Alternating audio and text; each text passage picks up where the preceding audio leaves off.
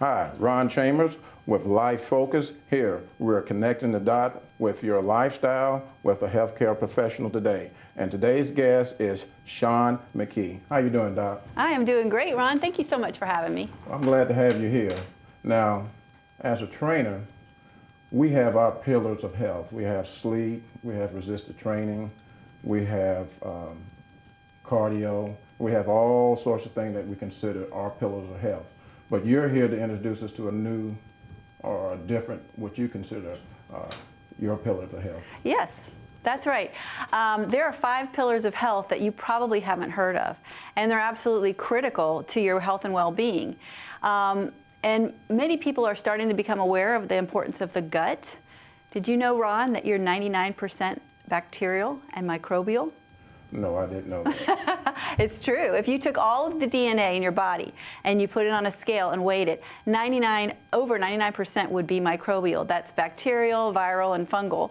And 1% would be human DNA. Wow. Now, what do I do to help protect myself of this bacteria? Well, first of all, your gut microbes are good guys. Think of them as little worker bees. They're actually in there manufacturing things like neurotransmitters and antioxidants. And there are others that aren't so good, right? So if you feed the good ones, they will flourish and they will crowd out the bad actors. However, the converse is true. If you feed the bad gut bacteria, they will flourish and they will crowd out the good bacteria. Now, how do we feed the good ones? Well, they love things like soluble fiber, inulin, things like fructooligosaccharides and xylooligosaccharides, brown seaweed extract. Things like the soluble fiber that our ancestors used to eat came in the form of broccoli stalks. Today we throw away the broccoli stalks and we just eat the florets, but the broccoli stalks are full of soluble fiber. 100 years ago, our ancestors ate about 100 grams of soluble fiber a day. Today we eat less than 10 grams. Wow. Does oatmeal have soluble fiber? It does. It has soluble and insoluble fiber. Now, the insoluble fiber is kind of the bulking things that help move through. But the insoluble fibers, we just don't get enough. And truly, if you tried to get it all through food, you might end up with a little bit of a bloat and a discomfort. So today we do have to consciously add insoluble fiber.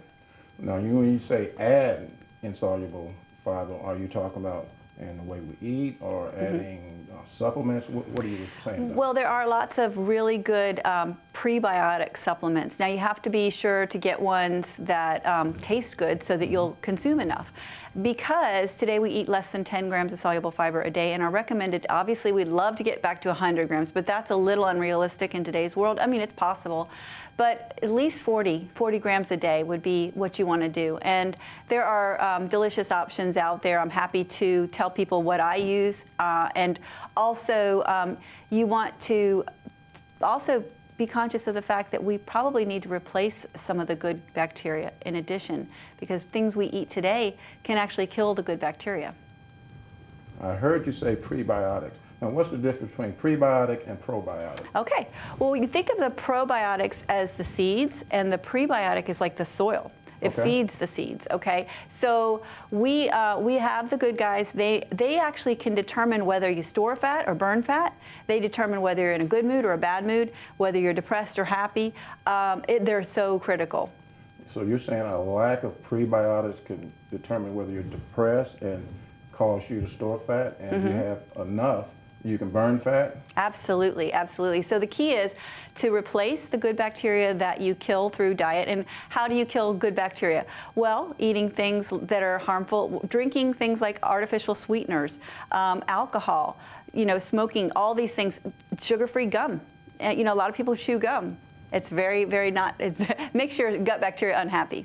So you're saying unnatural or artificial sweeteners is what kill the healthy bacteria. Absolutely. Now, what kind of natural sugars help? That's a great question. So things you want to avoid are things like sorbitol, obviously, NutraSweet. Okay, that is there's a trade name. That's the trade name for it. Aspartame is the generic name. You want to stay away from sucralose. Okay. But you can have things like stevia, monk fruit extract, sugar. We try to keep our sugars down just to help blood sugar regulation and insulin sensitivity. So I like natural sweeteners that don't spike your blood sugar. Okay. Now, too much sugar feeds the bad bacteria? Yes. Okay. Refined carbs and sugar feed the bad guys, yes. Oh my goodness. Now, you mentioned that bad bacteria and healthy bacteria. What are some of the things as far as hydration? Does that affect your flora? Yes, they want to be happy and nourished and hydrated just like we do. But the key is to keep our good bacteria plentiful, so that they're making the things that help us in our mood and help us ward off infection. Today is especially important. Okay. We mentioned the prebiotic, now the probiotics. Years ago there was all this talk about probiotic, and here recent years we talk more about prebiotics. Are they both equally the same? Can you elaborate a little bit on that? Well, you definitely need both, okay? And a lot of people do things like they'll eat kimchi and fermented foods and sauerkraut and yogurt, which are wonderful sources of probiotic bacteria, which are beneficial bacteria. The problem is that once they hit the stomach, acid, hydrochloric acid will kill 96% of them.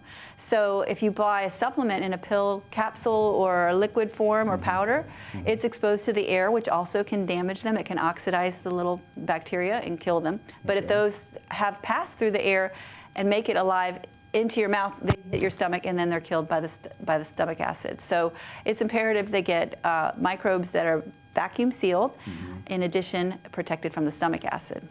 Okay. Now, when I tell my athletes, I make sure that they eat things that are sour. The sauerkraut have prebiotics? It sure does. It has prebiotics and probiotics. And again, it's wonderful. But remember, 96% of those probiotics that you consume with your sauerkraut are going to be destroyed by your stomach acid. Your stomach's doing its job. It's there to protect us from bacteria, right? It's a double-edged sword. So. And a lot of people are not going to eat sour food, so they give us a reason to supplement. Well, Doc, thank you for You're being welcome. our guest here on Life Focus. Been a pleasure. And back to Ed Said Hey on Business Showcase.